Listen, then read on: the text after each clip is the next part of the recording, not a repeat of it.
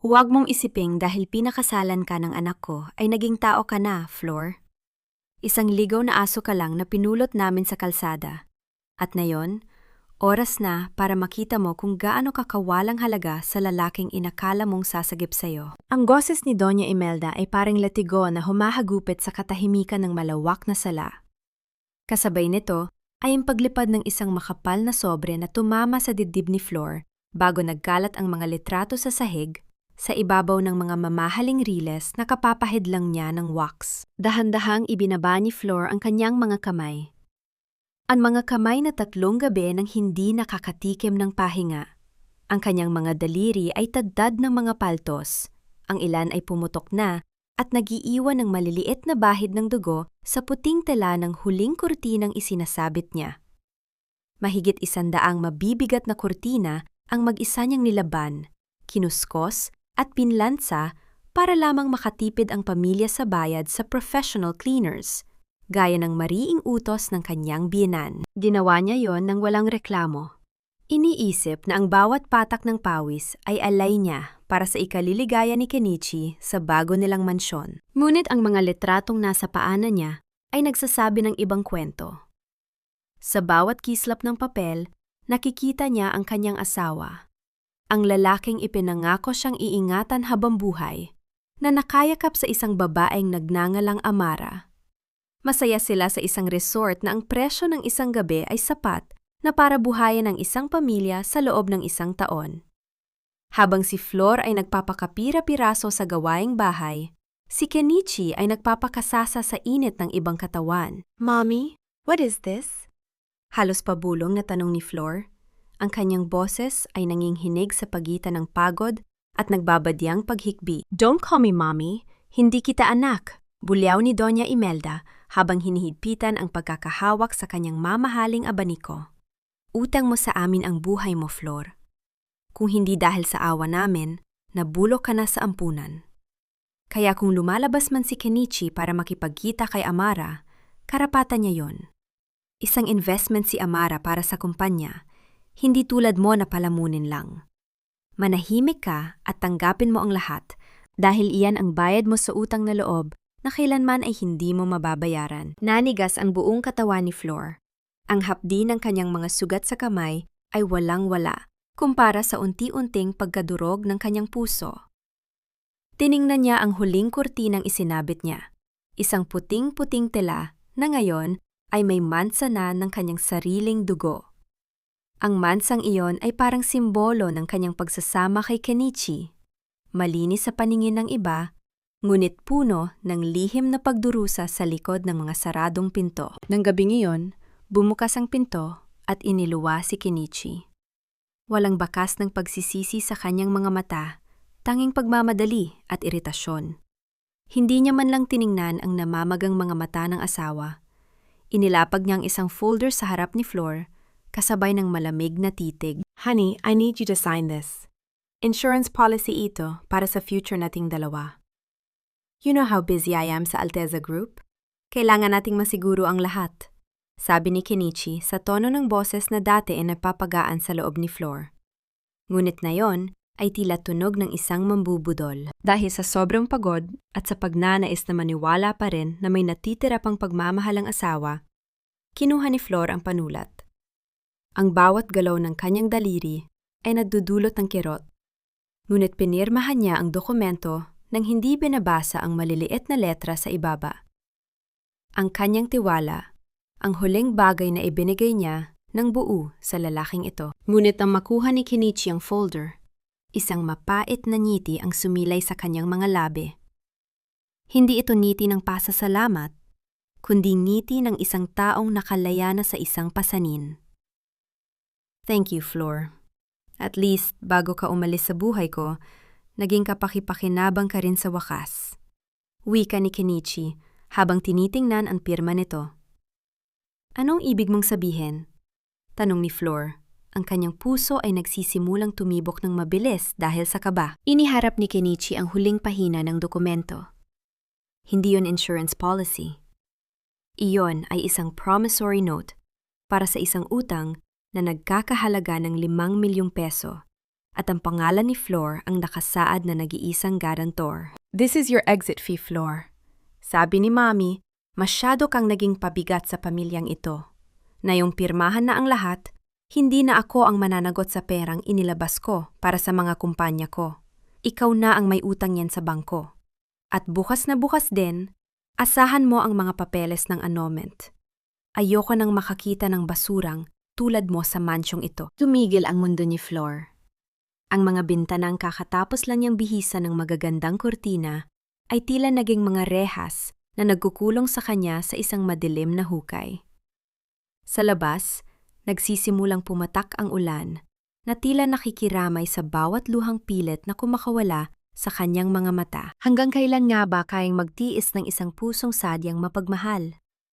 At paano mo haharapin ang bukas kung ang taong inasahan mong magliligtas sa iyo, ang siya palang magbabaon sa iyo sa lupang kinalalagyan mo? Ang sikat ng araw na pumapasok sa malalaking bintana ng silid kainan ay hindi nagdala ng init, kundi isang malamig na pangamba na nanunuot hanggang sa mga buto ni Flor. Ang amoy ng bagong luto na baraho coffee at sinangag na date ay nagbibigay sa kanya ng lakas. Ngayon ay tila lason na nagpabaliktad sa kanyang sikmura. Nakaupo si Doña Imelda sa kabisera ng mesa. Maranya ang suot na silk robe habang dahan-dahang hinihiwa ang kanyang hamon. Ang tunog ng kutsara at tinidor na tumatama sa mamahaling porselana ay tila isang kampanang naghuhudyat ng panibagong paghihirap sa bawat segundong lumilipas. Sa tabi nito ay ang kapatid ni Kenichi na si Celine, na abala sa pag-scroll sa kanyang cellphone habang umiinom ng fresh juice. "Narinig ko ang ingay niyo kagabi," pagsisimula ni Celine, hindi man lang nagaangat ng tingin. "Nakakahiya ka, Flor. Pati si Kuya, hindi mo mapagbigyan sa simpleng pakiusap. Alam mo namang stressed siya sa trabaho. Tinadagdagan mo pa ang isipin niya sa mga drama mong walang kwenta." "Celine, hindi yun drama." Mahinang sagot ni Flor habang nakatayo sa gilid, naghihintay ng utos. "Niloko ako ng kuya mo. Pinapirma niya ako sa isang..." "Tumahimik ka!"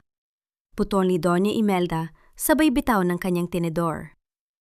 Ang kalansing nito sa plato ay nagpatahimik sa buong silid. "Wala kang karapatang magtaas ng boses sa pamamahay na ito. Tandaan mo kung saan ka nanggaling. Isang hamak na ulila na walang pangalan na binihisan at pinakain namin. Ang 5 milyong utang na yon? Maliit na bagay lang yon kumpara sa dangal na ibinigay namin sa'yo nang payagan ka naming maging asawa ni Kenichi." Lumapit ang matandang babae kay Flor. Ang boses nito ay naging isang bulong na puno ng kamandag. "Kung gusto mong manatili sa bubong na ito, matuto kang lumugar. Lalaki si Kenichi.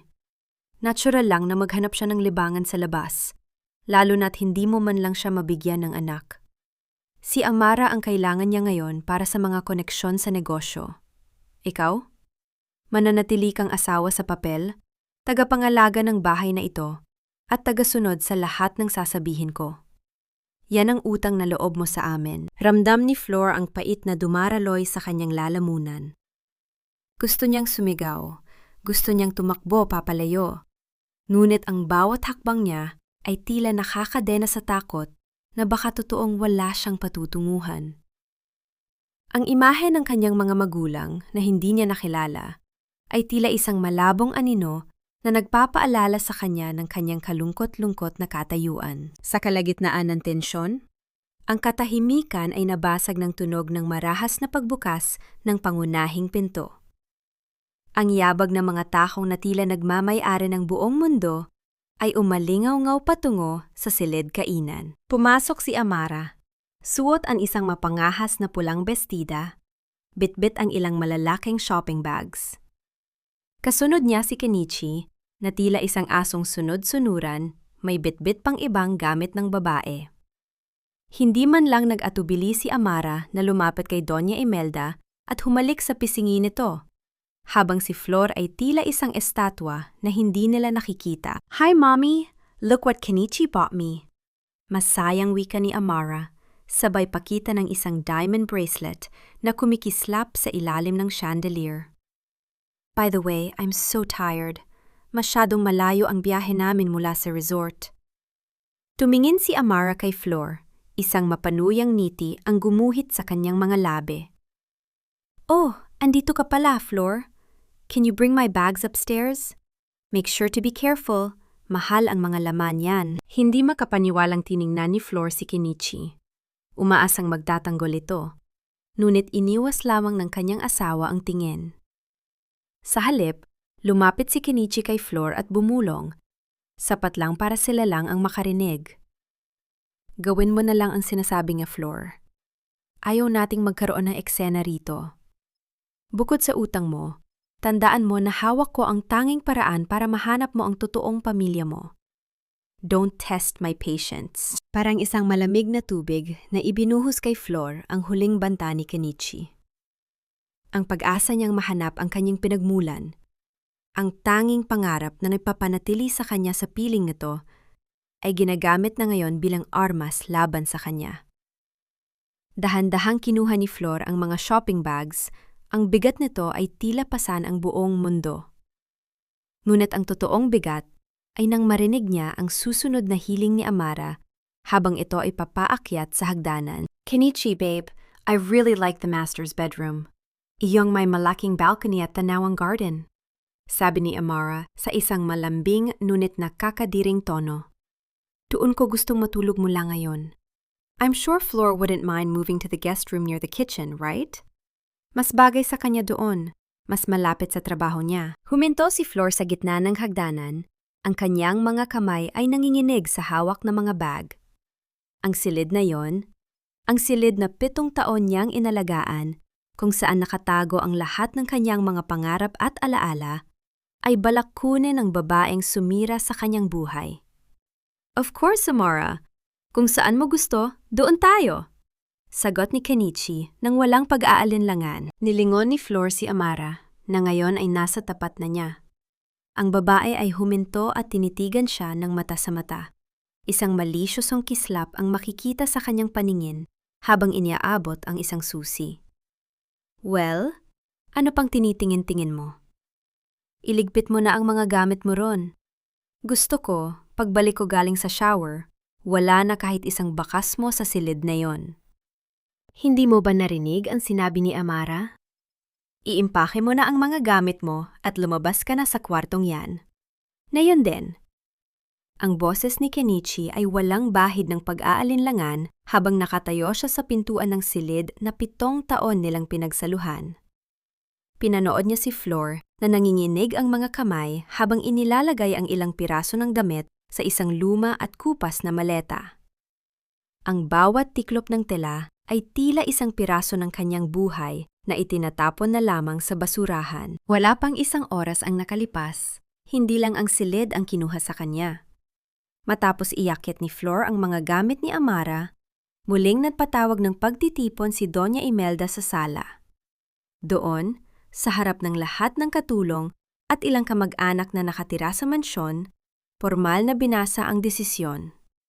Dahil sa hindi pagkakaunawaan at sa utang na hindi mabayaran ni Flor, hindi na siya karapat-dapat manatili sa ilalim ng kanilang bubong. Ito ang huling pagkakataon na makikita mo ang loob ng mansyong ito, wika ni Doña Imelda habang tinitingnan ang maletang bitbit ni Flor.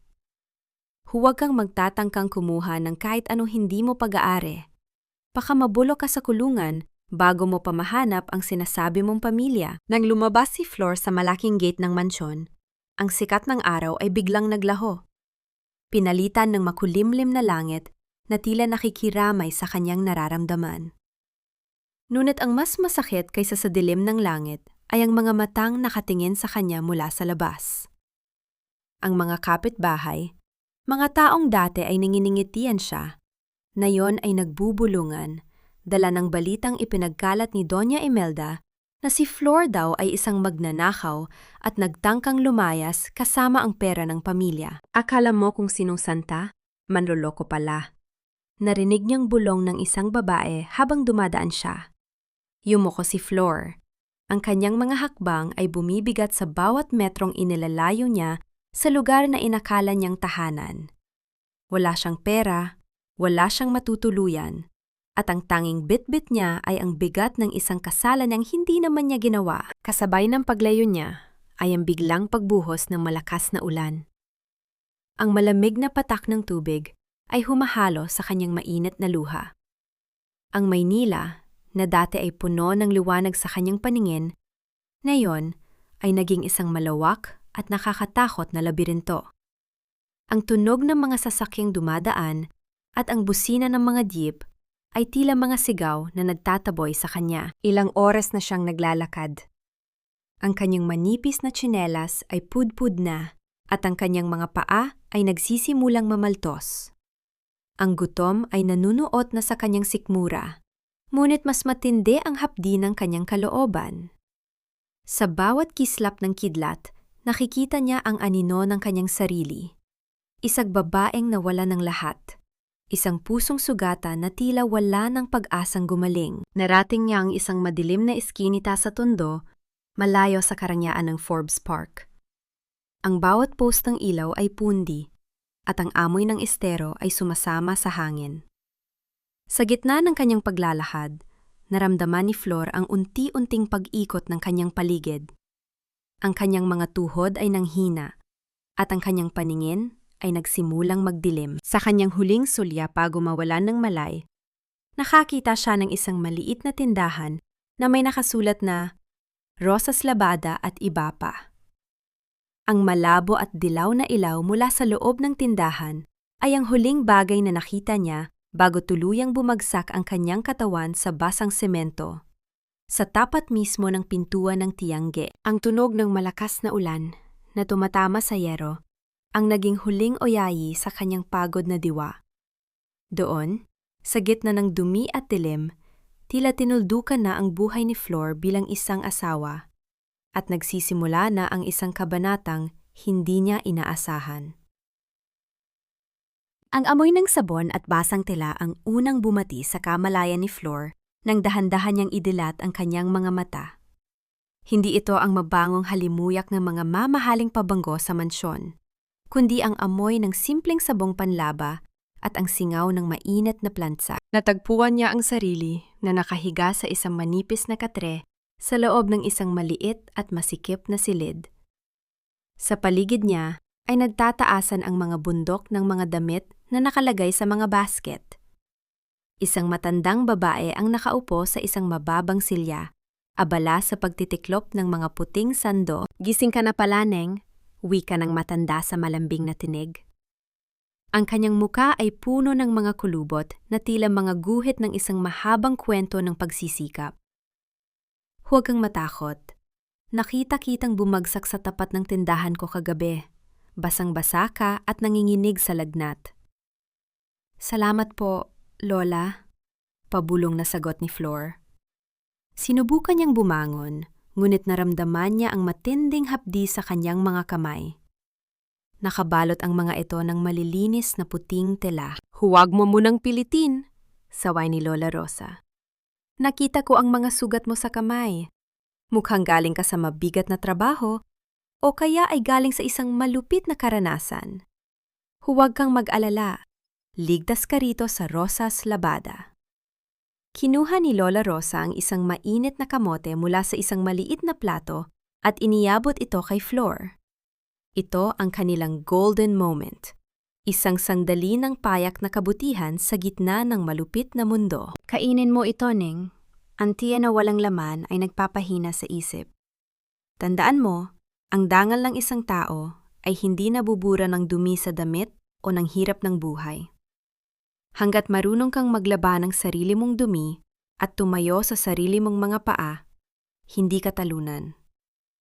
Ang tunay na marumi ay ang mga taong nakasuot ng seda, pero ang puso ay puno ng putik. Naiyak si Flor habang kinakain ang kamote.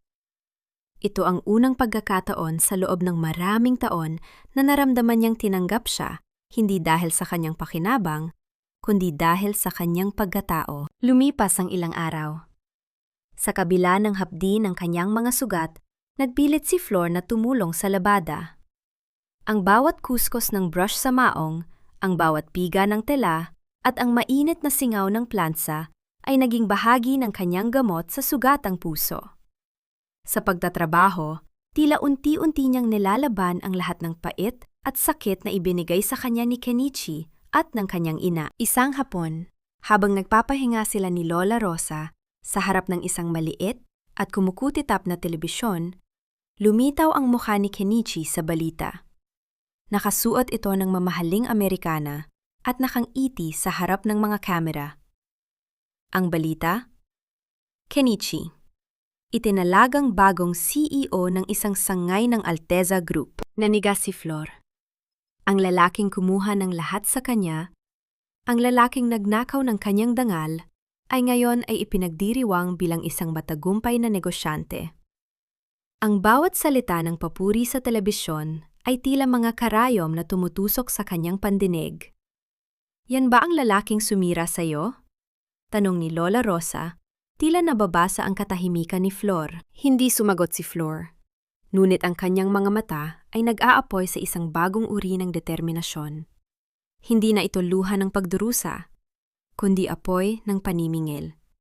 Kinabukasan, habang abala si Flor sa pagsasampay ng mga damit sa labas ng tindahan, isang itim na sasakyan ang dahan-dahang huminto sa tapat ng eskinita. Isang lalaking nakasuot ng pormal na Amerikana. Isang hitsura na hindi nababagay sa maruming kapaligiran ng tondo ang bumaba. Ang kanyang mga hakbang ay dahan-dahan ngunit puno ng otoridad. Huminto siya sa tapat ni Flor. Ang hangin ay tila tumigil sa pag-ihip, habang ang lalaki ay tumingin ng diretso sa leeg ni Flor kung saan nakalawit ang isang lumang kwintas na may pendant na hugis rosas.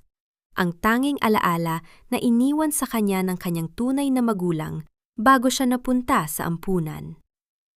Sa wakas, bulong ng lalaki, ang kanyang boses ay nanginginig sa emosyon. Natagpuan din kita, senyorita. Nabitawan ni Flor ang basang damit na hawak niya.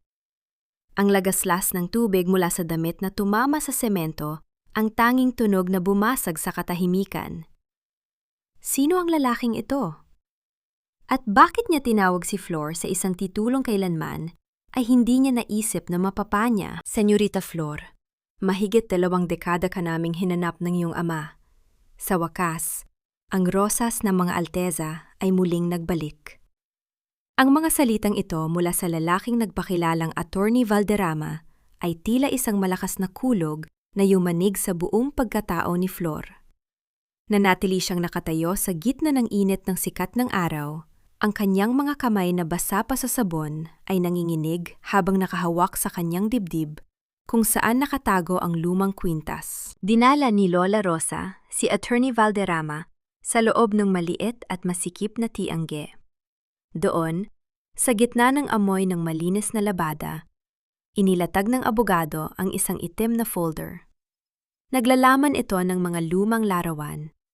Isang batang babae na may suot na kaparehong kwintas, katabi ang isang lalaking may marangal na tindig, at mga matang puno ng pagmamahal. Ang iyong ama, si Don Arturo Alteza, ay hindi tumigil sa paghahanap sa iyo, simula nang mawala ka sa isang malaking trahedya sa dagat noong ikaw ay 5 taong gulang pa lamang.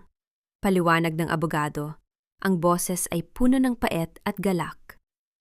Ang kwintas na yan ay espesyal na ipinagawa para sa iyong ina. Ito ang tanging susi na nag-uugnay sa iyo sa iyong tunay na tahanan. Hindi mapigilan ni Flor ang pagdaloy ng kanyang mga luha. Sa loob ng maraming taon, naniwala siya sa sinabi ni Doña Imelda na siya ay isang basurang pinulot lamang sa kalsada. Isang taong walang pinagmulan at dapat tumanaw ng habambuhay na utang na loob. Ngunit ngayon, ang katotohanan ay tila isang liwanag na bumulag sa lahat ng kanyang mga pagdurusa. Kung ganoon, hindi ako pag-aari ng mga pamilya ni Kenichi? Tanong ni Flor. Ang kanyang boses ay nanginginig. Kailanman ay hindi, senyorita, sagot ni Attorney Valderrama. Sa katunayan, ang kumpanyang pinapatakbo ni Kenichi ngayon ay isa lamang maliit na sangay ng Alteza Group. Ang lalaking iyon ay kumakagat sa kamay na nagpapakain sa kanya nang hindi niya nalalamang ang babaeng inaapi niya ay ang tunay na nagmamay-ari ng lahat ng kanyang tinatamasa. Dito naganap ang kanilang golden moment. Iniabot ni Attorney Valderrama kay Flor ang isang malinis at mabangong panyo na may borda ng titik A. Habang hinahawakan ni Flor ang panyo, naramdaman niya ang init ng isang pamilyang matagal nang nawala. Tiningnan niya ang kanyang mga palad na puno ng kalyo mula sa paglalaba. Hindi siya nahihiya sa kanyang mga kalyo. Ang mga ito ang nagpatunay na siya ay matatag.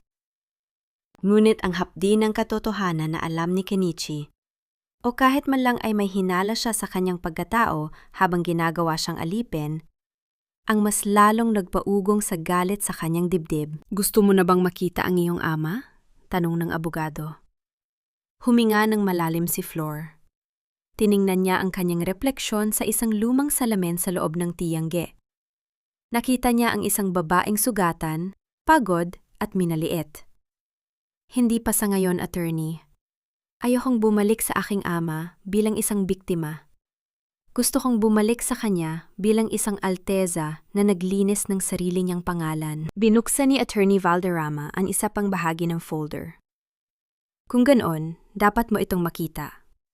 Habang ikaw ay narito at nagpapakahirap, si Kenichi ay unti-unting nilulustay ang pondo ng Alteza Group sa pamamagitan ng mga pekeng kumpanya. At ang masama rito, inilabas ng abogado ang isang dokumento. Ito ang papel na pinirmahan ni Flor noon gabing yun sa mansyon. Ang akala niya ay insurance policy. Ngunit sa ilalim ng liwanag ng bumbilya sa tiyangge, malinaw na nakita ni Flor ang isang listahan ng mga kumpanyang bankrupt na may mga utang na aabot sa daan-daang milyon. Ginamit niya ang iyong pirma para gawin kang garantor sa mga kumpanyang balak niyang ibagsak para tangguan ang pera ng iyong ama, wika ni Attorney Valderrama. Sa madaling salita, bago kanya pinalayas, tiniyak niyang ikaw ang magiging mitsa ng pagbagsak ng sarili mong pamilya. Nabitawan ni Flor ang panyo. Ang tunay na mukha ng kasamaan ni Kenichi ay mas malalim pa sa pangangalo niya. Hindi lang nito kinuha ang kanyang dangal bilang asawa, balak din itong gamitin ang kanyang kamay para saksakin ang sarili niyang ama. Ang galit sa puso ni Flor ay naging isang malamig na determinasyon. Tumingin siya kay Lola Rosa na tahimik na nakikinig sa isang sulok at pagkatapos ay kay Attorney Valderrama. Attorney, tulungan mo akong itago ang aking pagbabalik, wika ni Flor. Ang kanyang mga mata ay naniningkit. Gusto kong panoorin silang magdiwang sa kanilang mga nakaw na tagumpay. Gusto kong makita kung hanggang saan ang itataas ng kanilang mga paa, bago ko hilahin ang lupa sa ilalim nito. Ngunit sa gitna ng kanilang pag-uusap, ang katahimikan ng eskinita ay nabasag ng tunog ng isang motorsiklo na huminto sa tapat ng tiyangge. Isang lalaking nakasuot ng helmet ang mabilis na nag-iwan ng isang brown na sobre sa tapat ng pinto at mabilis na humarurot papalayo. Dahan-dahang pinulot ni Attorney Valderrama ang sobre. Nang buksan niya ito, bumagsak ang ilang pirasong papel na may mga litrato ni Flor at ng abogado na nag-uusap sa loob ng tiyangge. Sa likod ng isa sa mga litrato, may nakasulat na mensahe sa pulang tinta. Huwag mong subukang bumalik, Flor. Mas malalim ang hukay na naghihintay sa iyo kaysa sa inaakala mo. Sino ang nagmamanman sa kanila? Alam na ba ni Kenichi ang tungkol sa paghahanap ng mga alteza? O may mas malaking puwersa pang nakapaligid sa kanila na ayaw lumabas ang katotohanan? Ang rosas na binalot ng putik ay hindi nawawala ng bango. Bagkus, ay nakakaroon ng mga tinik na mas matalas pa sa kahit anong patalim. Matapos ang pagbabantang natanggap, hindi nagpadala sa takot si Flor.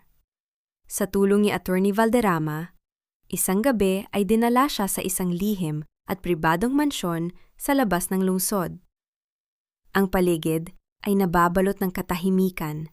Tanging ang kaluskos ng mga dahon sa hanging gabi ang maririnig. Sa loob ng isang silid na puno ng mga librong nakabalat ng ginto, isang matandang lalaki ang nakaupo sa isang malaking silya.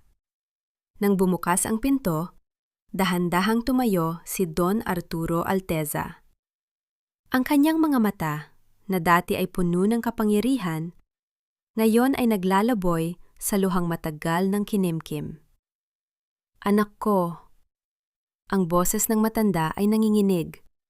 Tila isang marupok na instrumentong muling nahanap ang himig. Tumakbo si Flor at lumuhod sa paanan ng kanyang ama. Ang kanilang golden moment ay hindi binalot ng ingay, kundi ng isang mahigpit na yakap na nadurugtong sa 2 dekadang pang-ungulila.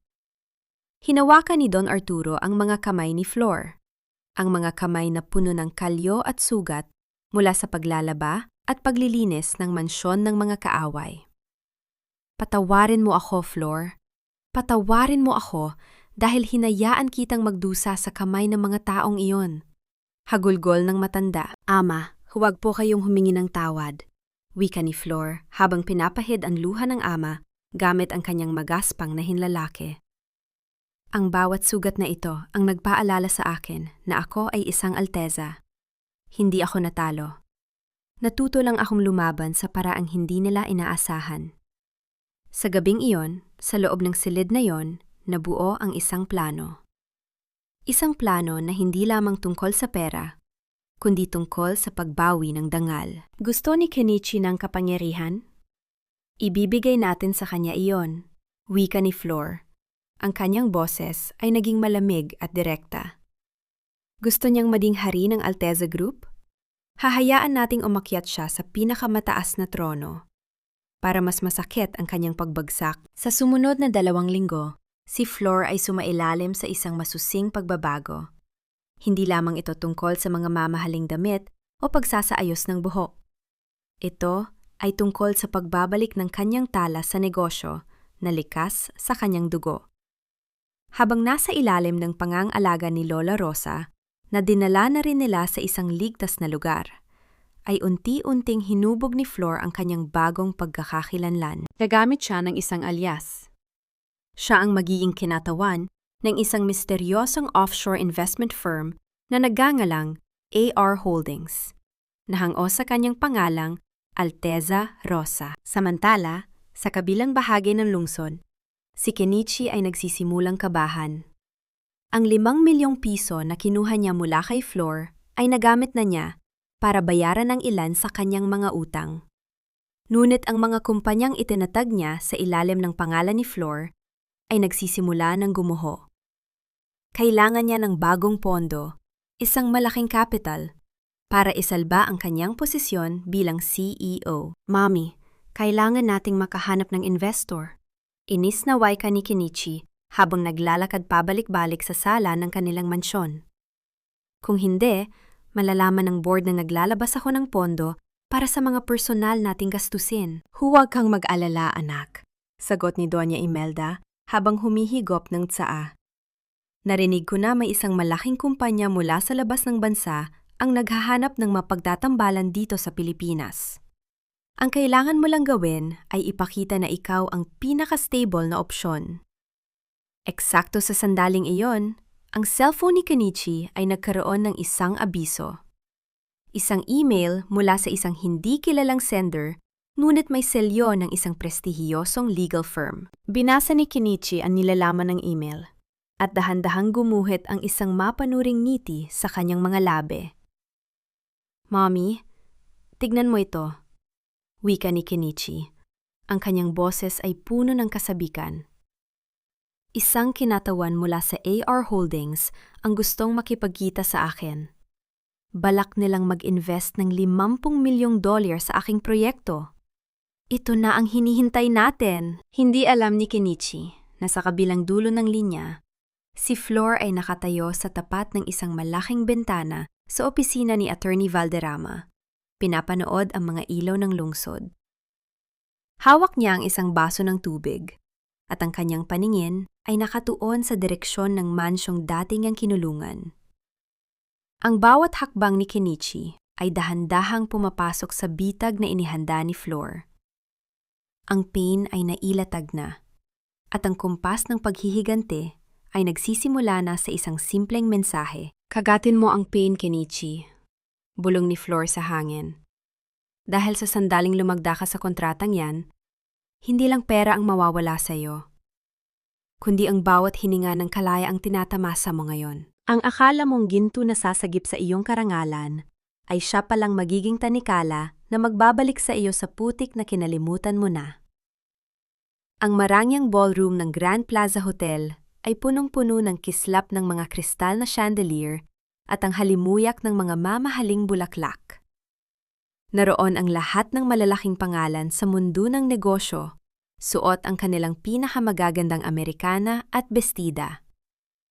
Sa gitna ng lahat, si Kenichi at Amara ay naglalakad na tila sila ang hari at reyna ng gabi. "Babe, look at everyone's eyes," bulong ni Amara habang nakakapit ng mahigpit sa braso ni Kenichi.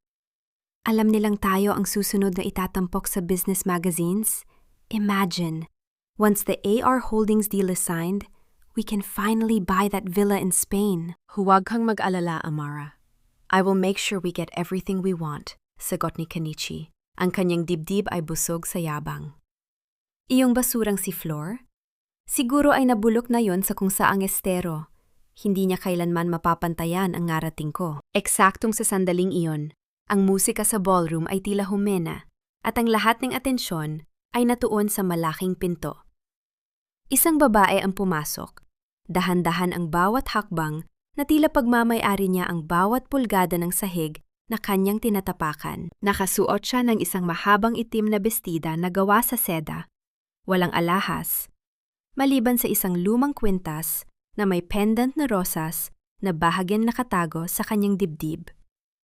Ang kanyang buhok ay nakaayos sa isang eleganteng bun, at ang kanyang mukha ay nababalutan ng isang aura ng misteryo at otoridad. Siya si Flor. Ngunit hindi na siya ang Flor na amoy sabon at nakayuko sa harap ng labada. Siya na ngayon si Alexandra Rosa, ang misteryosong kinatawan ng AR Holdings. "Sino siya?" tanong ni Doña Imelda na biglang lumapit sa tabi ni Kenichi. "She looks familiar, but her presence is so intimidating." Lumapit si Flor sa kanilang grupo. Ang bawat hakbang niya ay tila isang kumpas ng tadhana. Nang huminto siya sa harap ni Kenichi, naramdaman ng lalaki ang isang kaba na hindi niya maipaliwanag. Ang mga matang nasa harap niya, malamig, matalim, at tila nakikita ang bawat kasinungalingan sa kanyang kaluluwa. "Good evening, Mr. Kenichi," wika ni Flor. Ang boses niya ay malalim, marangal, at malayo sa boses ng babaeng dati ay nagsusumamo sa kanya. "I'm Alexandra Rosa. I believe you've been waiting for my arrival." Miss Rosa," mabilis na tugon ni Kenichi na tila nawala ng direksyon. "It's an honor. Yes, we've been very excited about the investment proposal. This is my mother, Doña Imelda, and my partner, Amara." Tumingin si Flor kay Doña Imelda. Ang matandang babae ay agad nang ngumiti ng plastic, pilit na nagpapakita ng kabaitan para lamang makuha ang loob ng napakayamang investor. Ngunit si Amara, na nakaramdam ng matinding selos dahil sa atensyong nakuha ni Flor, ay hindi nakapagpigil. "Alexandra Rosa? Parang ngayon ko lang narinig ang pangalang yan sa mga circles namin," wika ni Amara sa isang mataray na tono. "Saan ba galing ang kumpanya nyo? Baka naman puro salita lang ang dala nyo." Dito naganap ang isang tensyon. Sa halip na magalit, si Flor ay dahan-dahang kumuha ng isang baso ng wine mula sa isang dumaang waiter. "Ang kumpanya ko ay hindi kailangang mag-ingay para mapansin, Miss Amara. Ang tunay na kapangyarihan ay hindi nasusukat sa suot na alahas, kundi sa kung sino ang may hawak ng leeg ng iyong mga kalaban." Nairita si Amara. Sa kanyang tangkang mapahiya si Flor, sinadya niyang bungguin ang kamay nito habang naglalakad, na naging dahilan upang tumapon ang pulang wine sa itim na bestida ni Flor. Ang lagaslas ng alak na tumatama sa tela ay tila isang hudyat ng digmaan. "Oh, so sorry, Miss Rosa. Ang lampa ko naman," sabi ni Amara sa isang tunog na halatang mapang-uyam. "Sabi ko na nga ba, hindi bagay ang itim sa mga taong hindi marunong magdala." Ngunit sa halip na sumigaw o mapahiya, si Flor ay dahan-dahang kumuha ng table napkin at pinunasan ang kanyang kamay, hindi ang kanyang damit. Tumingin siya kay Amara ng may ngiti na nagpatahimik sa buong grupo. Isang ngiting punong-puno ng babala. "Huwag kang mag-alala, Miss Amara," bulong ni Flor, sapat lang para marinig ng tatlo. "Ang mansang ito ay madaling laban.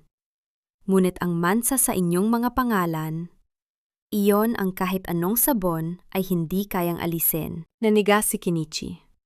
Ang huling sinabi ni Flor ay, tila isang pamilyar na boses mula sa kanyang nakaraan.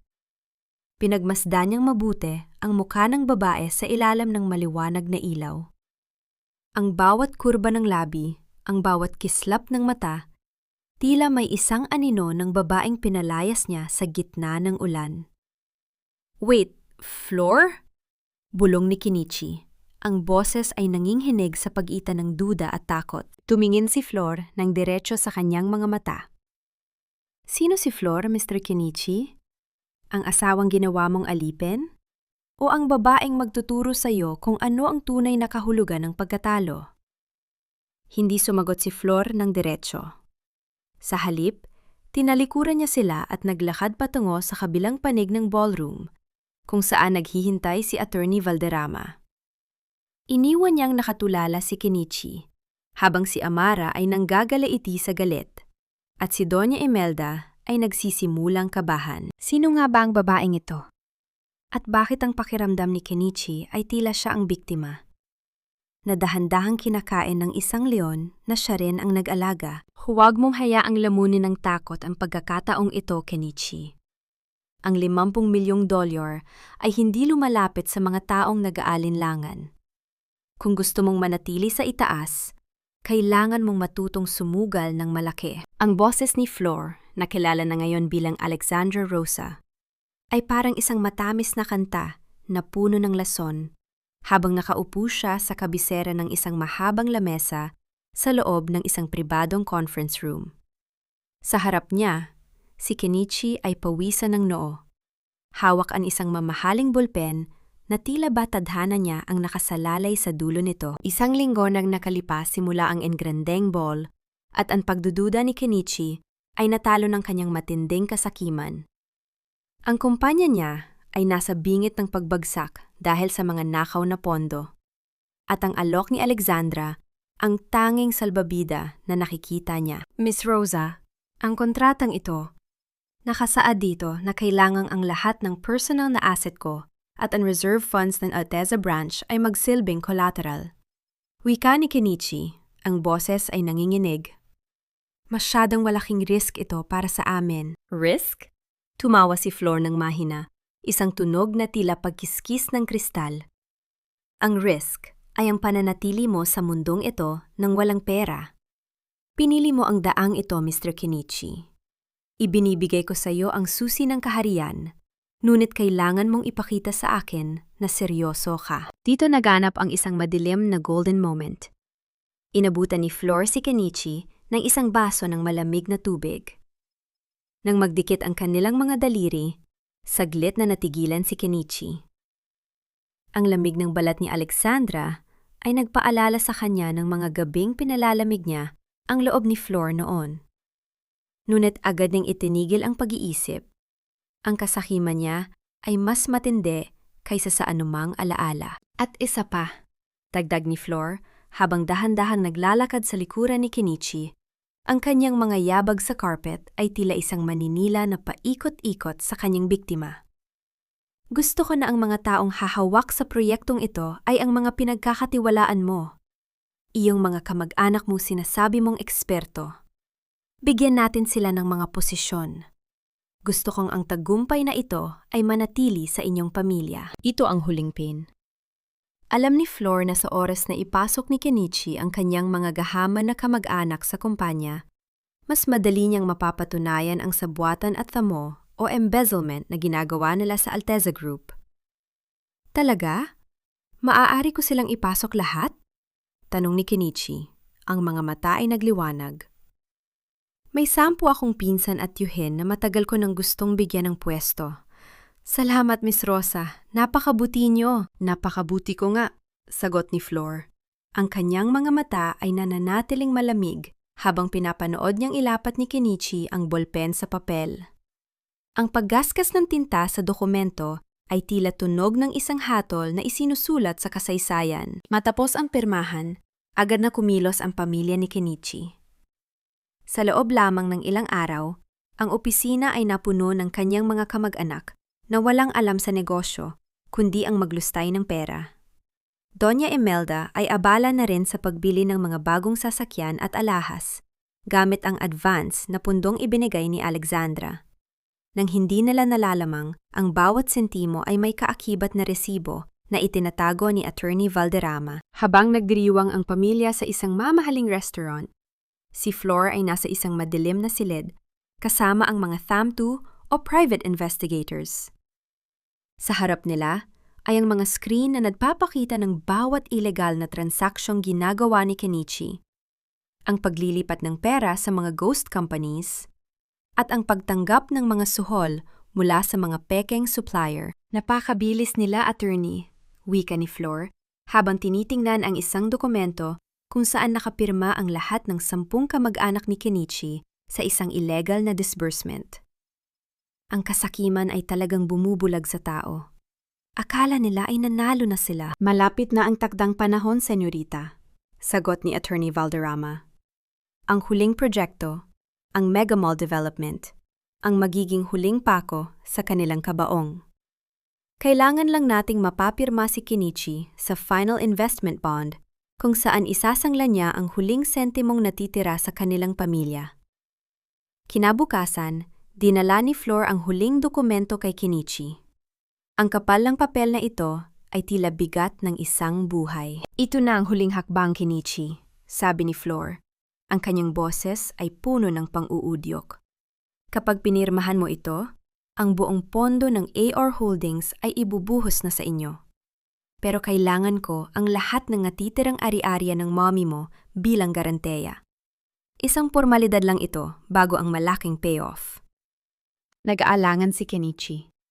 Tumingin siya sa bintana, tila may hinahanap na sagot. Ngunit pumasok si Amara sa kwarto, suot ang isang bagong coat na gawa sa mink. Babe, sign it! May nakita na akong mansion sa Tagaytay na bibilhin natin next week. Huwag kang duwag! Dahil sa pressure at sa pangarap na buhay-hari, muling kinuha ni Kenichi ang bolpen. Hindi niya alam, sa bawat linyang iginuguhit niya, tinatapos niya ang kalayaan ng kanyang buong lahi. Signed and delivered, nakangiting, sabi ni Kenichi. Kinuha ni Flor ang folder at niyakap ito sa kanyang dibdib. Isang matalim na kislap ang dumaan sa kanyang mga mata. Salamat, Kenichi. Hindi mo alam kung gaano mo ako pinaligaya sa araw na ito. Nang makalabas si Flor sa opisina, dahan-dahan niyang kinuha ang kanyang cellphone at nag-dial ng isang numero. Attorney, ihanda na ang lahat. Sabihan ang mga awtoridad. Bukas ng umaga, sisikat ang araw na wala na silang matataguan. Ngunit sa kabila ng tagumpay, may isang misteryosong tawag na dumating sa telepono ni Flor. Isang boses na galing sa nakaraan na hindi niya inaasahan. Flor, alam ko ang ginagawa mo. Akala mo ba ikaw lang ang may hawak ng alas sa larong ito? Ang boses na iyon ay hindi kay Kenichi. Hindi rin kay Doña Imelda. Sino ang taong nakakaalam sa bawat galaw ni Flor at ano ang balak nitong gawin bago ang huling paghuhukom? Hindi mo na ako maloloko, Flor. Kahit balutin mo pa ang sarili mo sa ginto at sutla, amoy sabong panlaba ka pa rin sa paningin ko. Ang tinig ni Kenichi ay parang lason na kumalat sa loob ng tahimik na opisina ni Alexandra Rosa. Nakatayo siya sa tapat ng malaking bintana, hawak ang isang bagay na nagpakaba sa dibdib ni Flor. Ang lumang kwintas na may pendant na rosas. Ang kwintas na inakala niyang naiwan niya sa tiyangge ni Lola Rosa, ngunit tila nahanap ng mga tauhan ni Kenichi. Dahan-dahang humarap si Flor, hindi bilang ang matapang na investor, kundi bilang ang babaeng 7 taon niyang minaliit. Ang kanyang mukha ay walang emosyon, ngunit sa loob niya, ang bawat ugat ay tila puputok sa galit. Akala mo ba ay hindi ko mapapansin? Pagpapatuloy ni Kenichi habang dahan-dahang lumalapit, ang bawat yabag ng kanyang sapatos sa sahig ay tila tunog ng isang hayop na nananakot. Ang paraan ng pagtayo mo, ang boses mo, at ang kwintas na ito. Ikaw ang asawa kong pinalayas ko sa gitna ng ulan. Ikaw ang basurang binalak kong ibaon sa utang. Dito naganap ang isang nakapanlulumang golden moment. Lumingon si Flor sa isang maliit na frame sa kanyang mesa. Isaglarawan nila ni Lola Rosa na kuha noong mga unang araw niya sa Tondo. Iyon ang paalala niya na hindi siya basura, kundi isang taong may pusong marunong magmahal. Hinawakan niya ang gilid ng mesa. Ang kanyang mga daliri ay mariing nakakapit hanggang sa mamuti ang kanyang mga kuko. Kung alam mo na kung sino ako, Kenichi, bakit ka pa narito? Tanong ni Flor. Ang kanyang boses ay malamig at hindi nanginginig. Bakit hindi ka tumakbo sa mga pulis? O kaya ay sa mami mo? Tumawa si Kenichi, isang mapait at desperadong tawa. Dahil alam ko ang laro mo. Gusto mong bawiin ang Alteza Group. Gusto mong ipahiya kami. Pero nakalimutan mo, Flor. Hawak ko ang pirma mo sa mga utang na aabot sa milyon-milyon. Kapag nalaman ng mundo na ang Alexandra Rosa ay isang huwad, isang dating katulong na nagnakaw ng pagkakakilanlan, sino ang maniniwala sa'yo? Lumapit si Kenichi at hinawakan ng mahigpit ang braso ni Flor. Ang hapdi ng pagkakahawak niya ay nagpaalala kay Flor ng lahat ng gabing sinasaktan siya nito sa salita at gawa. Ibalik mo ang mga kontratang pinirmahan ko. Ibigay mo sa akin ang perang ipinangako mo. At baka sakaling hayaan kitang mabuhay. Bilang isang alipin ko ulit. Ngunit sa halip na matakot, isang matalim na ngiti ang sumilay sa mga labi ni Flor. Dahan-dahan niyang inalis ang kamay ni Kenichi mula sa kanyang braso. Tila ba nagtatanggal lang siya ng isang maduming insekto? Huli ka na, Kenichi, bulong ni Flor. Ang maskarang suot mo ang unang nalaglag, hindi ang sa akin. Akala mo ba ay kwintas lang ang nakuha mo? Ang hindi mo alam, ang bawat dokumentong pinirmahan mo sa ilalim ng pangalan ko ay dumaan na sa pagsusuri ng Anti-Money Laundering Council. Ang lahat ng 10 kamag-anak mo na ipinasok mo sa kumpanya, lahat sila ay nakuhanan ng video na tumatanggap ng suhol mula sa mga peking supplier na ako rin ang may-ari. Nanlaki ang mga mata ni Kenichi. Ang kanyang muka ay biglang namutla, tila nawala ng lahat ng dugo sa katawan. Ano ang sinabi mo? Nauutal niyang tanong. Ipinasok kita sa isang labirinto na ikaw mismo ang gumawa. Patuloy ni Flor habang dahan-dahang naglalakad patungo sa kanyang computer at may pinindot na button. Lumitaw sa screen ang mga bank statement ni Kenichi, Doña Imelda at Amara. Ang lahat ng mga illegal na transaksyon ay naka-highlight ng kulay pula. Bukas ang takdang araw, Kenichi. Bukas ang pagdinig sa korte para sa annulment at sa liquidation ng kumpanya. Inaasahan ko kayong lahat doon. Isama mo si Amara, isama mo si mami mo. Gusto kong makita niyo kung paano guguho ang kahariang itinayo niyo sa ibabaw ng aking mga luha. Kasabay nito, bumukas ang pinto ng opisina at pumasok si Attorney Valderrama kasama ang 2 malalaking lalaki na nakasuot ng barong. Ang kanilang tindig ay puno ng awtoridad na nagpahiwati kay Kenichi na wala na siyang kawala. Mr. Kenichi, meron kaming temporary restraining order laban sa iyo. Wika ni Attorney Valderrama.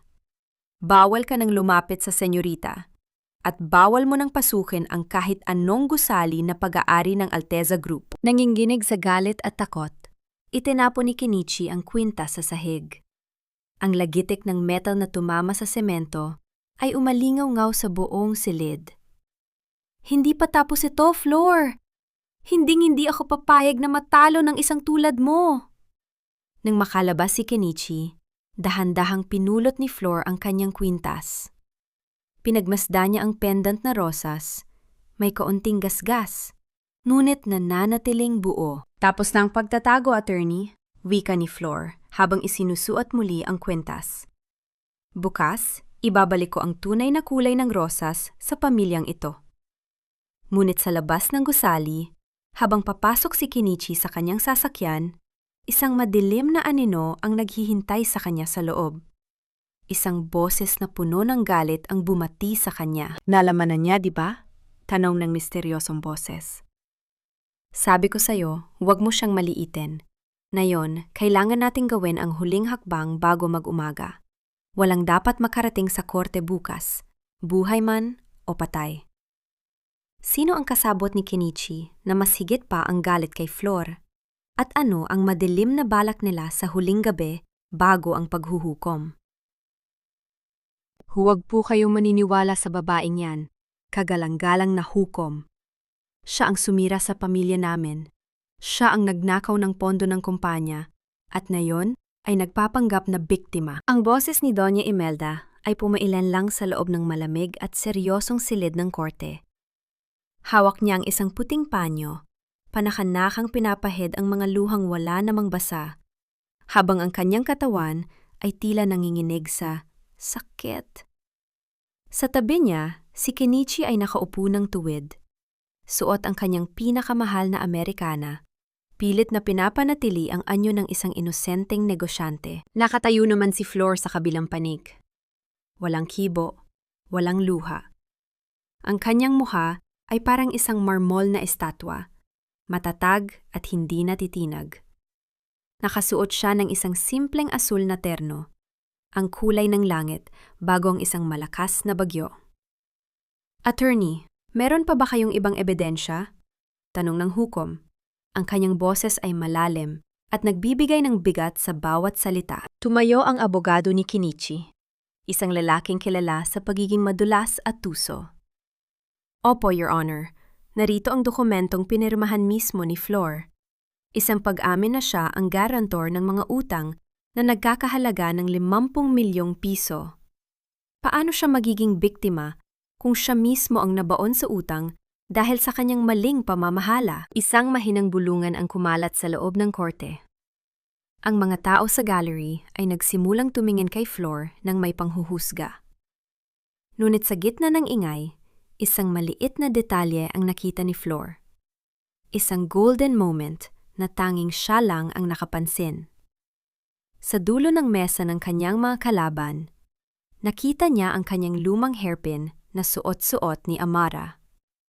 Isang simpleng bagay, ngunit paalala ng bawat pagnanakaw na ginawa ng mga ito sa kanyang buhay. Hinawakan niya ang kanyang palad. Ramdam ang mga peklat na unti-unti nang naghihilom. Dahan-dahang tumayo si Attorney Valderrama. Ang tunog ng kanyang mga sapatos sa kahoy na sahig ay tila isang babala. Your Honor, ang dokumentong binabanggit ng aking kasamahan ay bunga ng panlilinlang. Panimula ni Attorney Valderrama. Narito ang forensic report na nagpapatunay na ang mga pahinang pinirmahan ni Flor ay ipinatong lamang sa isang blankong papel na may ibang nilalaman. At higit sa lahat, huminto ang abogado at tumingin ng diretso kay Kenichi.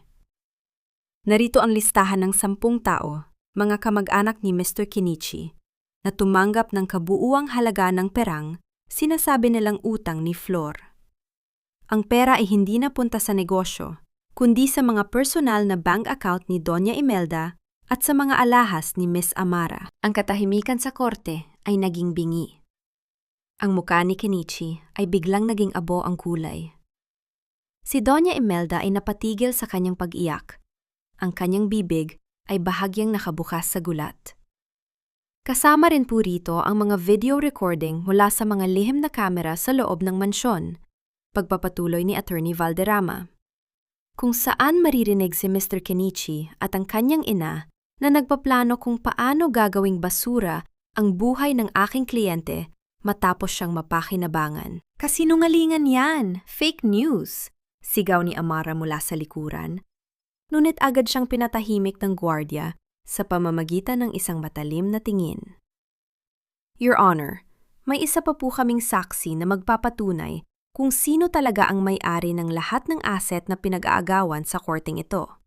Wika ni Attorney Valderrama. Eksakto sa sandaling yon, ang malaking pinto ng korte sa likuran ay bumukas ng marahas. Ang lagaslas ng hangin mula sa labas ay pumasok sa silid. Isang matandang lalaki na may hawak na tungkod na ginto at napapalibutan ng 4 na malalaking veshi ang pumasok. Ang kanyang bawat hakbang ay nagpapatanig sa sahig. Si Don Arturo Alteza. Ang buong korte ay napasinghap. Ang pangalang Alteza ay katumbas ng hari sa mundo ng ekonomiya ng bansa. Kahit ang hukom ay bahagyang napaayos ng upo, lumakad si Don Arturo hanggang sa harap, malapit sa kinalalagyan ni Flor. Huminto siya sa tapat ni Kenichi at tinitigan ito ng may matinding poot at pandidire. Pagkatapos, bumaling siya sa hukom. Sino ang nagbigay sa inyo ng karapatang bastusin ang aking anak? Ang boses ni Don Arturo ay dumadagundong sa loob ng silid, tila isang hatol mula sa langit. Ang bawat sentimong ninakaw nyo, ang bawat luhang pumatak sa mga mata ng aking nag-iisang tagapagmana, babayaran nyo yan ng inyong kalayaan. Itinuro ni Don Arturo si Flor. Siya si Flor Alteza. At ang kumpanyang inaakala niyong inyo ay pag-aari ko. At ang lahat ng taong narito na nakihati sa nahaw na yaman, hindi kayo makakalabas ng pinto na hindi nakasuot ng posas. Sa sandaling iyon, ang katahimikan ay napalitan ng kaguluhan nang pumasok ang ilang mga pulis na may dalang mga warrant of arrest. Ang mga mukha ni na Kenichi at Doña Imelda ay puno ng matinding sindak. Ngunit sa gitna ng kaguluhan, may isang maliit na bagay na napansin ni Flor. Isang misteryosong lalaki sa likuran ng gallery na nakasuot ng itim na sombrero, ang dahan-dahang tumayo at lumabas bago pa man siya mapansin ng mga pulis. May iniwan siyang isang maliit na sobre sa upuan na may nakasulat na pangalan ni Flor. Sino ang lalaking yon? At bakit sa kabila ng tagumpay sa korte? Naramdaman ni Flor na ang tunay na panganib ay nagsisimula pa lamang. Huwag po! Hindi ako pwedeng makulong! Anak, gawin mo ang lahat. Sabihin mo sa kanila na nagkamali lang sila. Hindi ko kayang matulog sa malamig na semento. Ang matinis na sigaw ni Doña Imelda ay pumuno sa 4 na sulok ng silid ng korte. Isang tunog na puno ng desperasyon na bumasag sa katahimikan ng hustisya. Ang kanyang mga kamay na dati ay tadtad ng mga gintong singsing, ngayon ay nanginginig habang pilit na iniiwas sa papalapit na mga pulis. Ang kanyang mukha, na dati ay puno ng mapang-aping awtoridad, ngayon ay tila isang tuyong dahon na nilulukot ng takot. Ang malamig na tunog ng bakal na naglalapat sa mga pulso ni Kenichi ang nagsilbing tuldok sa kanyang paghahari-harian. Ang bawat kislap ng posas sa ilalim ng ilaw ng korte ay tila isang pangumutya sa lahat ng mga kasinungalingang itinayo niya. Nakatungo si Kenichi. Ang kanyang mga balikat na dati ay laging mataas, ay bumagsak na tila pasan ang buong bigat ng kanyang mga kasalanan. Hindi siya makatingin kay Flor, ang babaeng binalak ng ibaon sa utang, na ngayon ay nakatayo sa harap niya bilang kanyang hukom. Babe, do something! Sabihin mo sa kanila na wala akong kinalaman dito. Ikaw ang nag-utos sa akin na gamitin ang pera. Sigaw ni Amara habang pilit na kumakawala sa pagkahahawak ng isang babaeng pulis. Ang kanyang pulang bestida ay gusot-gusot na at ang kanyang makeup ay nagkalat sa kanyang mukha dahil sa pawis at luha. Wala na ang mapanuring ngiti. Tanging ang mukha ng isang taksil na ngayon ay tinatraidor din ng sarili niyang takot. Dito naganap ang isang makahulugang golden moment. Habang hinihila ng mga pulis ang 10 kamag-anak ni Kenichi, mga taong dati ay nakikitira at nagpapakasasa sa pawis ni Flor, isa sa kanila ang aksidenteng nakabitaw ng isang mamahaling pitaka. Nagkalat ang mga barya at papel na pera sa sahig sa tapat mismo ng sapatos ni Flor. Walang gumalaw para pulutin ang mga ito. Ang perang dati ay kanilang sinasamba.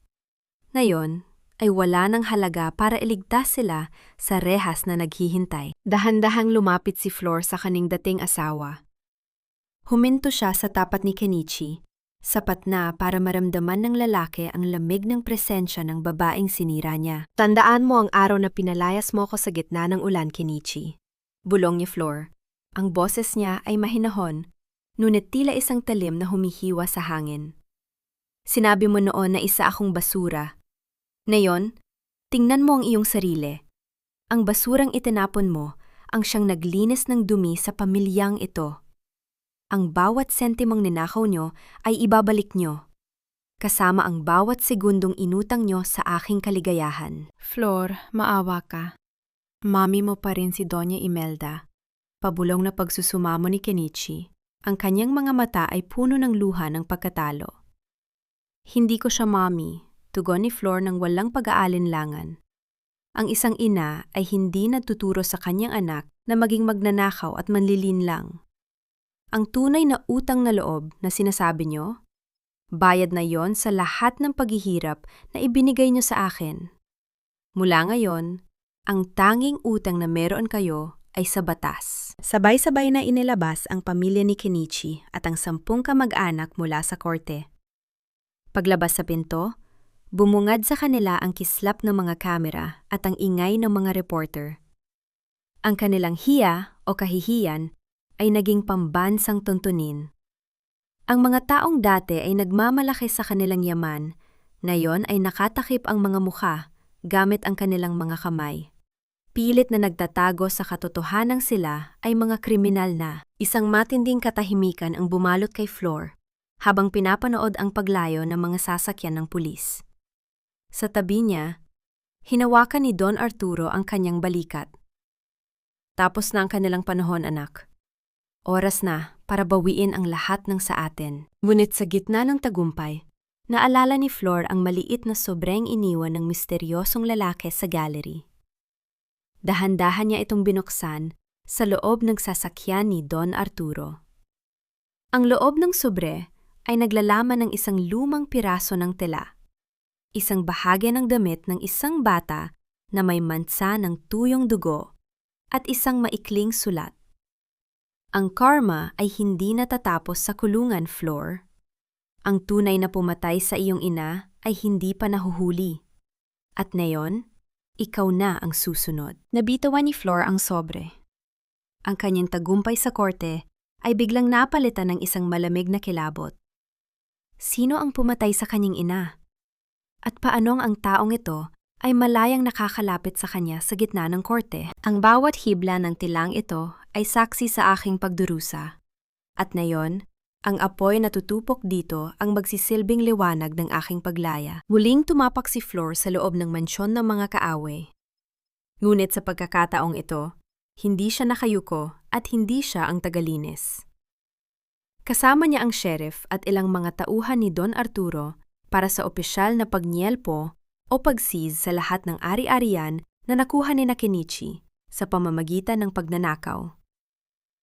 Ang amoy ng mamahaling pabango ni Amara ay nananatili pa rin sa hangin. Ngunit para kay Flor, ang mansyong ito ay tila isang malaking puntod ng mga pangarap na matagal nang nabulok. Naglakad siya patungo sa gitna ng sala, kung saan nakasabit ang mahigit 100 kurtina na dumanak ang kanyang dugo bago siya pinalayas. Ang puting tela ay tila mga anino ng kanyang nakaraan, malinis sa paningin, ngunit puno ng mga lihim na hapdi. Iligpit niyo ang lahat ng ito, utos ni Flor. Ang kanyang boses ay malamig at hindi nanginghinig. Huwag niyo nang itira, kahit isang hibla ng nakaraan sa bahay na ito. Dito naganap ang isang makahulugang golden moment.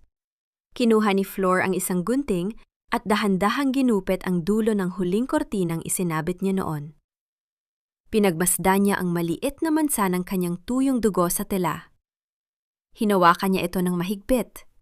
Ramdam ang bawat gabing umiiyak siya habang naglalaba. Pagkatapos, sa harap ng malaking fireplace sa sala, dahan-dahan niyang binitiwan ang tela patungo sa nagbabagang apoy. Ang lagaslas ng apoy na kumakain sa tela ay tila isang musika ng paglilinis sa kanyang kaluluwa. Hindi lang gamit ang kinukuha natin sa kanila, Flor. Wika ni Don Arturo na nakatayo sa kanyang likuan, pinagmamasdan ang bawat kilos ng kanyang anak. Binabawi natin ang bawat segundo ng iyong buhay na inangkin nila. Ngunit sa gitna ng pag-aayos ng mga dokumento sa loob ng opisina ni Kenichi, isang lihim na latsi o drawer, ang aksidenteng bumukas nang itulak ito ng isa sa mga tauhan. Sa loob ng drawer, walang pera o alahas, kundi isang lumang album ng mga larawan na nakabalot sa itim na plastik. Dahan-dahang binuksan ni Flor ang album. Ang kanyang hininga ay tila tumigil nang makita ang mga larawan sa loob. Hindi ito larawan ni Kenichi o ni Doña Imelda. Ito ay mga larawan ng kanyang ina, si Doña Sofia, noon kabataan nito. Ngunit sa bawat larawan, ang mukha ng lalaking katabi ng kanyang ina ay sadyang ginupit o sinunog. Bakit nasa kanila ang mga larawang ito? Tanong ni Flor. Ang kaba sa kanyang dibdib ay muling bumalik. Hindi ba't sinabi ni Doña Imelda na wala silang kinalaman sa aking pamilya bago ako napunta sa ampunan? Kinuha ni Attorney Valderrama ang isa sa mga larawan at sinuri ito sa ilalim ng ilaw. Sa likod ng larawan, may nakasulat na petsa at isang pangalan. Imelda, 1975. Ang sikretong dapat manatiling baon sa lupa. Nagtama ang tingin ni Flor at ng kanyang ama. Ang katotohanan ay tila isang malalim na balon na mas lalong nagiging madilim habang lumalalim sila. Hindi lamang pala pagnanahaw ng yaman ang ginawa ng pamilya ni Kenichi. Tila may mas malalim silang koneksyon sa trahedyang naghiwalay kay Flor sa kanyang mga magulang. Ama, ang sulat na natanggap ko sa korte, bulong ni Flor habang inilalabas ang misteryosong papel mula sa kanyang bulsa. Sabi rito, ang pumatay sa aking ina ay hindi pa nahuhuli. At ngayon, nakita natin ang mga larawang ito sa kwarto ni Kenichi. Sa sandaling iyon, isang malakas na tunog ng basag na salamin ang narinig mula sa itaas na palapag. Ang lagitik ng mga kristal na tumatama sa sahig ay umalingaw sa buong mansyon.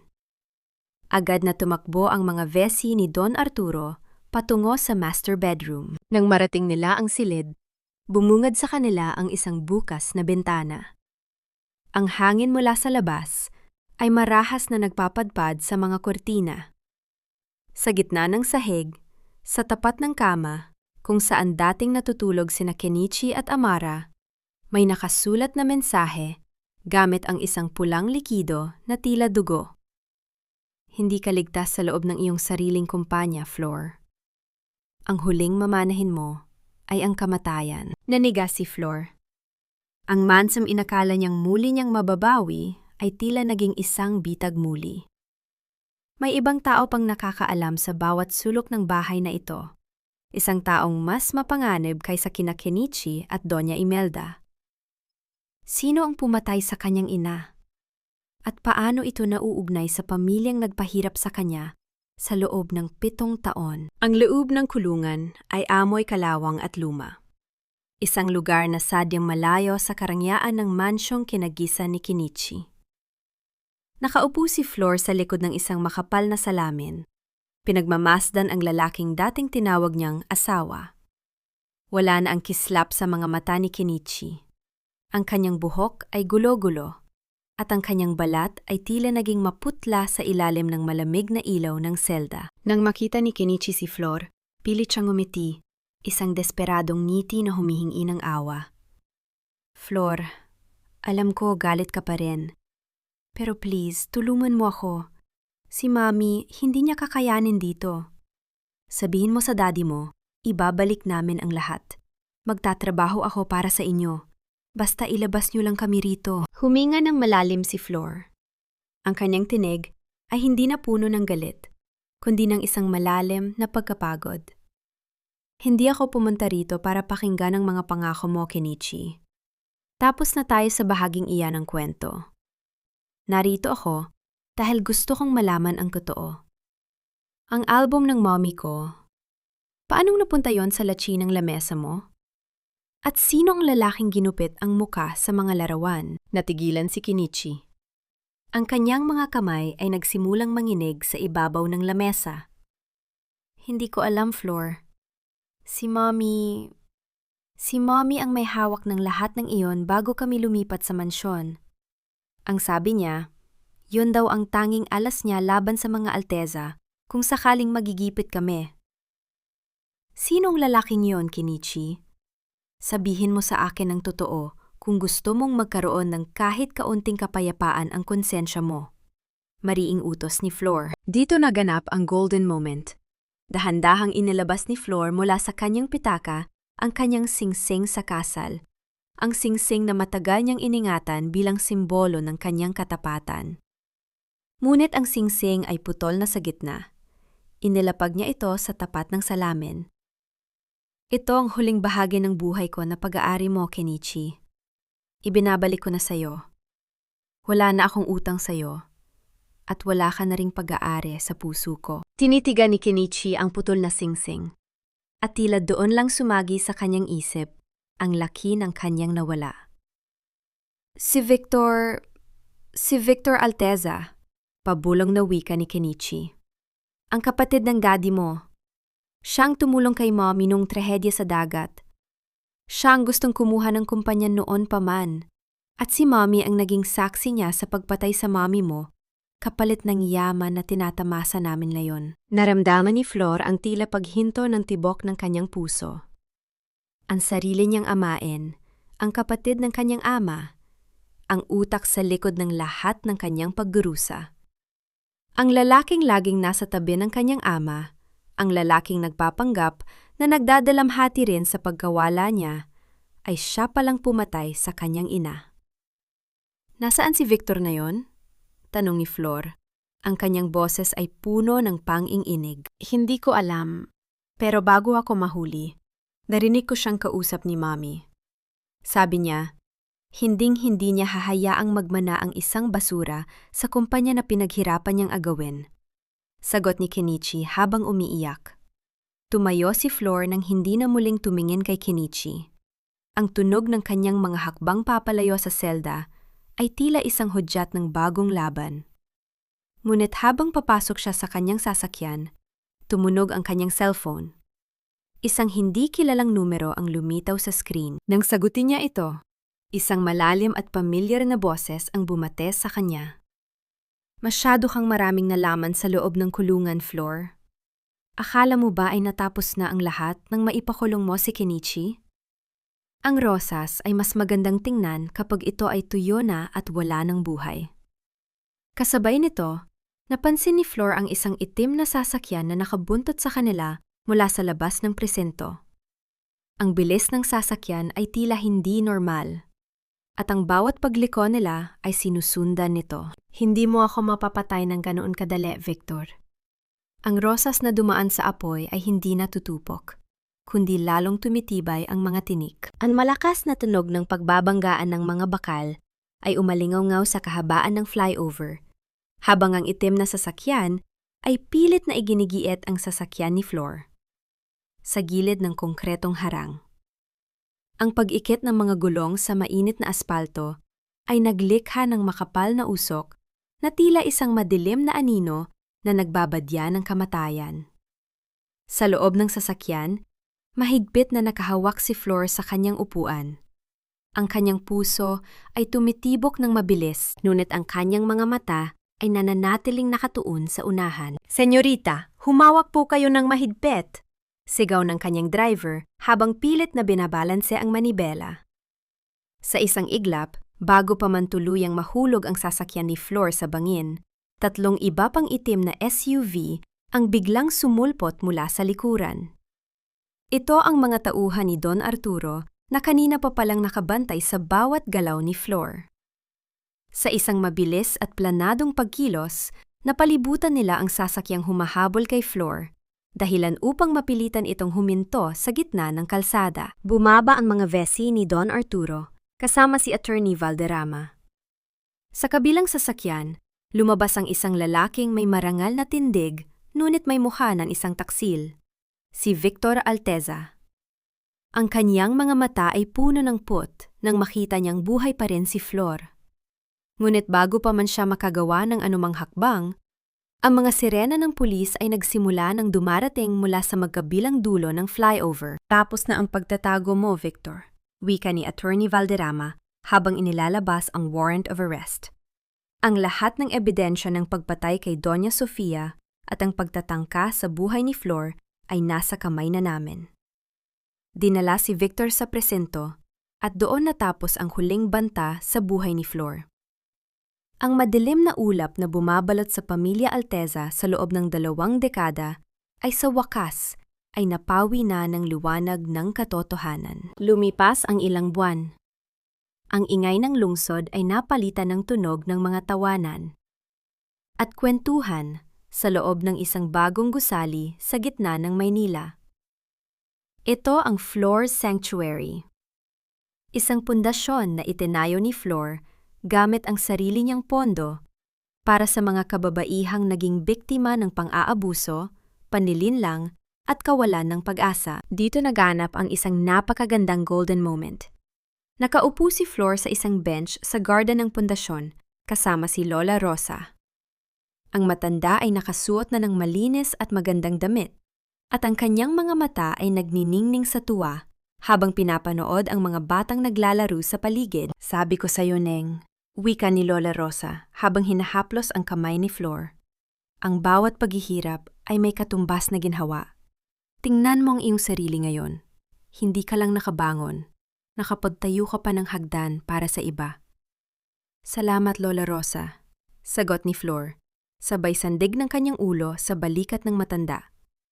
Kung hindi dahil sa inyo at sa mainit na kamoteng ibinigay niyo sa akin nung gabing yon, baka wala na ako rito. Sa araw na yon, opisyal ding itinalaga si Flor bilang bagong chairwoman ng Alteza Group. Sa harap ng mga board of directors at ng media, tumayo si Flor, hindi na bilang ang dating katulong, kundi bilang isang leader na may malasakit at integridad. Ang bawat salita niya ay puno ng inspirasyon na nagpapatunay na ang tunay na tagumpay ay hindi nasusukat sa yaman, kundi sa kung ilang buhay ang iyong natulungan. Matapos ang seremonya, habang naglalakad si Flor sa hallway ng kumpanya, nasalubong niya ang isang lalaking may hawak na isang buke ng mga sariwang rosas. Siya si Gabriel, isang arkitekto na nakilala ni Flor habang itinatayo ang kanyang pundasyon. Si Gabriel ang nagpakita sa kanya na mayroon pa palang mga lalaking tapat, rumespeto, at tunay na nagpapahalaga sa damdamin ng isang babae. Para sa pinakamatapang na babaeng kilala ko, wika ni Gabriel nang may tapat na ngiti. Kinuha ni Flor ang mga rosas at inamoy ang bango nito. Salamat, Gabriel. Masarap palang makatanggap ng rosas na hindi kasama ang mga tinik ng kasinungalingan. Naglakad silang dalawa patungo sa bintana, kung saan tanaw ang buong lungsod. Ang araw ay unti-unti nang lumulubog, nagbibigay ng kulay kahel at lila sa langit. Sa pagkakataong ito, hindi na natatakot si Flor sa pagdating ng gabi. Dahil alam niya, bukas pagising niya, ang araw ay muling sisikat para sa isang babaeng malaya, mahalaga, at buo na ang pagkatao. Ang huling salitang binikas mo ay patawad. Ngunit ang kapayapa ang nahanap ko ay hindi nanggaling sa iyong bibig, kundi sa lakas ng aking sariling pagtayo. Sa loob ng madilim at masikip na bisitahan ng bilibid, huling pagkakataong hinarap ni Flor si Kenichi. Wala na ang mamahaling Amerikana. Wala na ang kayabangan. Ang lalaking nasa harap niya ay anino na lamang ng isang nakaraan na tila isang masamang panaginip. Iniabot ni Kenichi ang isang maliit at kupas na papel sa pamamagitan ng siwang sa ilalim ng salamin. Iyan ang huling itinago ni Mami bago kami lumipat sa mansyon. Pabulong na wika ni Kenichi. Ang boses ay basag at puno ng pagsisisi. Yan ang mapa kung saan itinago ni Victor ang huling hiling ng iyong ina. Patawarin mo ako, Flor. Sa lahat. Nayang wala na ako sa buhay mo, sana ay mahanap mo ang totoong liwanag. Hindi sumagot si Flor. Kinuha niya ang papel at tumayo nang hindi nililingon ang lalaking 7 taon niyang inalagaan sa gitna ng pagdaraya. Ang tunog ng mga bakal na pinto na nagsasara sa likuran niya ay tila hudyat na ang kabanatang iyon ng kanyang buhay ay tuluyan ng natuldukan. Dinala ng papel na yon si Flor sa isang luma at abandonadong harden sa likod ng mansyon ng mga Alteza. Doon, sa ilalim ng isang matandang punong nara na tila saksi sa lahat ng lihim ng pamilya, nakabaon ang isang maliit na kahon na gawa sa metal. Sa loob nito, natagpuan ni Flor ang kalaarawan o diary ng kanyang ina, si Doña Sofia. Dito naganap ang pinakamahalagang golden moment ng kwento. Habang nakaupo si Flor sa damuhan, binasa niya ang huling pahina ng talaarawan sa ilalim ng dapit hapon. Para sa aking munting Flor, kung mababasa mo ito, sana ay alam mong ikaw ang aking pinakamahalagang kayamanan. Huwag kang matatakot sa dilim, dahil ang rosas ay namumukadkad pa rin kahit sa gitna ng gabi. Ang iyong dangal ang iyong magiging sandata, at ang iyong puso ang iyong magiging gabay. Mahal na mahal kita, anak ko. Naramdaman ni Flor ang mainit na luha na pumatak sa papel. Hindi ito luha ng pait, kundi luha ng ganap na paghilom. Sa bawat salita ng kanyang ina, tila nayakap siya ng isang pag-ibig na kailanman ay hindi nakuha ng mga kaaway sa kanya. Doon, sa ilalim ng punong nara, natagpuan ni Flor ang huling piraso ng kanyang pagkatao. Ilang linggo ang lumipas. Isang malaking pagtitipon ang ginanap sa Flor's sanctuary. Ang lahat ng mga babaeng tinulungan ni Flor ay naroon. Bawat isa ay may hawak na kandila na nagsisilbing simbolo ng pag-asa. Sa gitna ng entablado, tumayo si Flor. Suot ang kanyang kwintas na rosas na ngayon ay nagniningning na sa ilalim ng mga ilaw. Ang bawat isa sa inyo ay isang rosas, wika ni Flor sa harap ng madla. Ang bawat kataga niya ay punong-puno ng emosyon na nagpaiyak sa marami. Maari tayong tapakan, maari tayong saktan, at maari tayong iwanan sa gitna ng ulan. Ngunit tandaan nyo, ang ating halaga ay hindi nanggagaling sa kung sino ang nagmamay-ari sa atin, kundi sa kung paano tayo muling bumabangon at nagpapakitang gilas sa mundo. Ako si Flor Alteza, at gaya nyo, ako ay isang survivor. Kasama niya sa entablado si Don Arturo, na ang muka ay puno ng garbo at kaligayahan, at si Lola Rosa, na ngayon ay tinatawag na niyang pangalawang ina. Sa gilid ng entablado, naghihintay si Gabriel, ang lalaking tahimik na sumusuporta sa bawat hakbang niya, na nagpakita sa kanya na ang tunay na pag-ibig ay hindi nakakasakal, kundi nagpapalaya. Nang matapos ang programa, naglakad si Flor patungo sa balkonahe ng gusali. Ang hangin ng gabi ay dahan-dahang humahaplos sa kanyang muka. Tumingin siya sa malayo, sa mga ilaw ng Maynila na tila mga bituin sa lupa. Wala na ang takot, wala na ang pot. Tanging ang kapayapaan na lamang ang nananahan sa kanyang puso. Naramdaman niya ang init ng kamay ni Gabriel na humawak sa kanyang balikat. Handa ka na ba para sa bukas? Tanong nito. Umiti si Flor, isang ngiti na abot hanggang sa kanyang mga mata. Ngayon pa lang nagsisimula ang totoong buhay ko, Gabriel. At sa pagkakataong ito, ako na ang susulat ng sarili kong kwento. Ang bawat talulot ng kanyang buhay ay ganap ng namukadkad. Ang rosas na dating binalot ng putik at pait, ngayon ay pinakamaganda at pinakamabangang bulaklak sa gitna ng malawak na harden ng buhay. Isang taon ang mabilis na lumipas mula nang huling bumagsak ang martilyo ng katarungan sa loob ng korte. Ang ingay ng mga iskandalo at ang pait ng pagtataksil ay tila mga alingaw na lamang ng isang malayo at madilim na bagyo.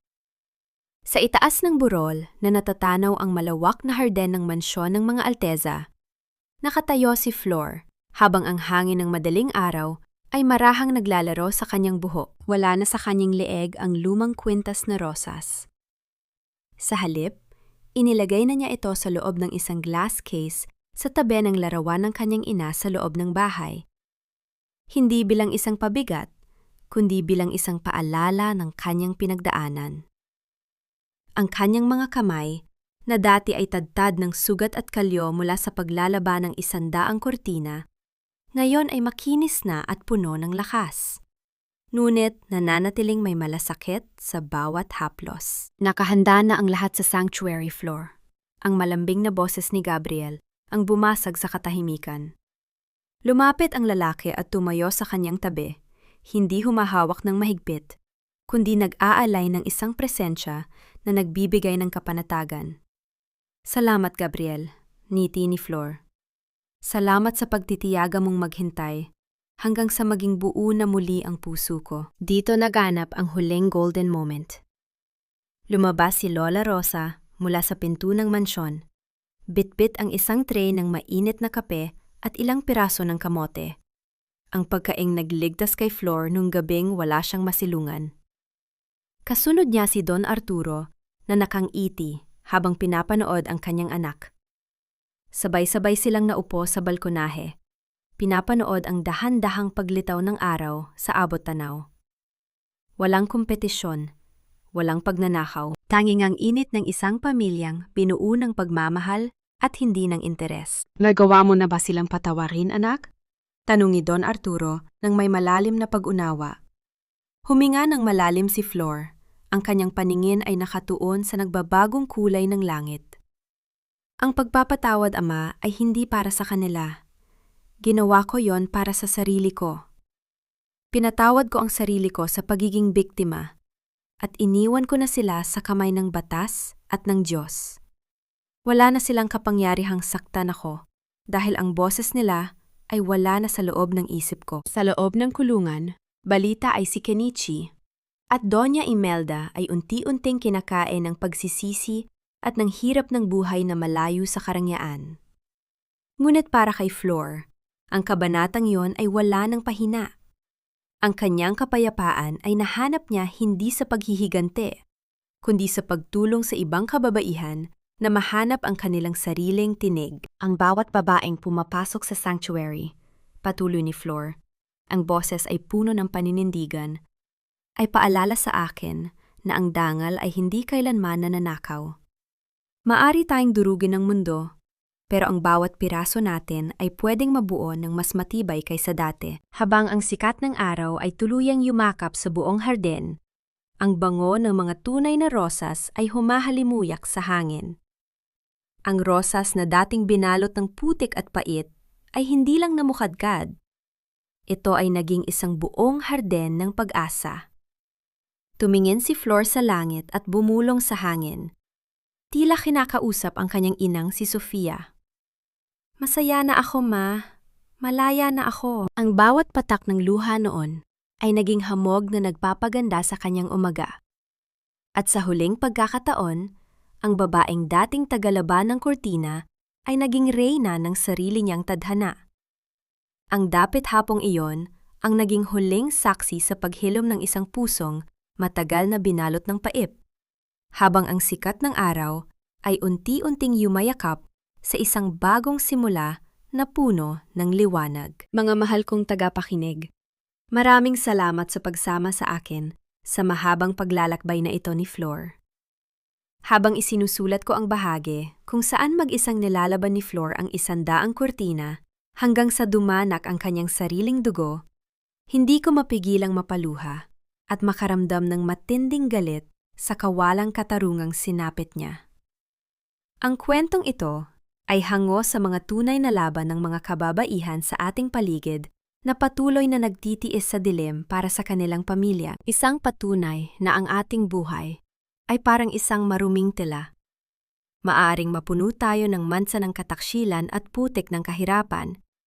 Pero tandaan nyo, tayo mismo ang may hawak ng sabon at tubig para linisin ang ating sariling danggal hanggang sa muli tayong maging kasing puti ng mga kurtinang isinasabit sa ilalim ng sikat ng araw. Kung kayo ang nasa katayuan ni Flor, pipiliin nyo rin bang patawarin ang inyong sarili at bumangon ng mag-isa? O mananatili kayong nakakadena sa galit para sa inyong mga kaaway? Nais ko ring malaman, saang bahagi ng mundo kayo naroroon habang pinapakinggan ang kwentong ito? Marahil ay nagluluto kayo para sa inyong mga anak, naglalaba, o nagpapahinga matapos ang isang mahabang araw ng pagtatrabaho. Huwag kayong mahiya na ibahagi ang inyong mga saloobin o ang inyong sariling mga karanasan sa comment section sa ibaba. Dahil dito sa ating channel, bawat tinig ay mahalaga at bawat kwento ay binibigyang halaga. Huwag niyo ring kalimutang i-like at i-share ang ating video para mas marami pa tayong maabot na pusong nangangailangan ng pag-asa at paghilom. Naway manatili kayong matatag at laging piliin ang inyong sariling kapayapaan sa gitna ng anumang bagyo. Hanggang sa muli nating pagkikita sa susunod na kabanata ng buhay. Pamagat ng kwento, ang halimuyak ng bagong umaga. Ang pagbangon ni Flor Alteza. Paalala, ang lahat ng mga tauhan at sitwasyon sa kwentong ito ay katang-isip lamang na nilikha para sa layuning libangin at maghatid ng positibong mensahe sa lahat.